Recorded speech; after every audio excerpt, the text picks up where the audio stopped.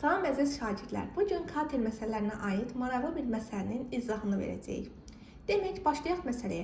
Deyir ki, kater axını ilə 3 saata 57 km yol getdi. Çayın axma sürəti saatda 2 km olarsa, kater axına qarşı 5 saata neçə kilometr yol gedər? Kater axını ilə 3 saat 57 km yol gedibsə, bəs 1 saata nə qədər yol getmiş olar? Onda nə edəcəyik? 57-ni böləcəyik 3-ə. Tapacağıq katerin 1 saata getdiyi yolun uzunluğun. Bax, burada tapdığımız bu 19, həmin deməyək ki, bu katerin sürəti. Çünki elə desək, yanlışa yol verərik. Çünki bu, həm katerin, həm də çayın bir yerdə sürətidir. Baxın, V kater üstəyənsin V çaya bərabərdir.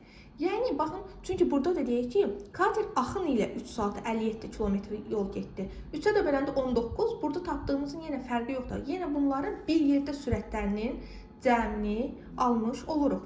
İndi baxın, növbəti hissəyə keçək. Bir çayın axma sürəti saatda 2 km olarsa, onda baxın, çayın axma sürəti verilibsə və bunların bir yerdə cəmini də biliriksə, bu cəmdən, bu 2-ni çıxanda təkcə katerin sürətini almış olarıq? Bəli.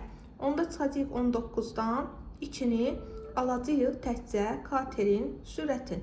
Bunu da burada yazaq ki, yanımızda qalsın. Deməli, bu 17 də təkcə nəyin sürətidir? Katerin sürətidir. Deyir, kater axına qarşı bəs 5 saata neçə kilometr yol gedər? Bilirik ki, axın ilə olanda katerlə çayın sürətini toplayırıq. Axına qarşı olanda isə katerin sürətindən çayın sürətini çıxırıq. Onda burada çayın sürəti məlumdur. Katerin də sürəti məlumdur. 17-dən çıxacaq çayın sürətin, yəni 2-ni. Cavab edəcək 15. Deməli, bu nədir? Axını ilədir, yoxsa axına qarşıdır? Bəli, axına qarşı sürətdir. Axına qarşı. Bizə də axına qarşı 5 saata getdiyi yolu soruşduğuna görə 15-i vuracaq 5-ə. Cavab alındı 75. B variantı. Demək, bir daha da kiçik bir izah kimi gedək. Demək, deyir ki, kater axın ilə 3 saata 57 km yol getdi deyənə, bu məlumatı verdi deyənə, 57-ni 3-ə böldük, tapdıq 1 saata getdiyi yolu, amma bu tək yenə həmlə demirik katerin sürəti, çünki yanlışa yol verərik. Bunlar həm katerlərdə, həm çayın bir yerdə sürətli, yəni axın ilə 1 saata getdiyi yolu tapırıq.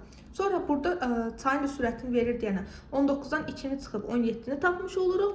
Sonra axına qarşı soruşduğuna görə çayın da sürəti məlum, katerin də sürəti məlum, 17-dən 2-ni çıxıb 15-i tapırıq.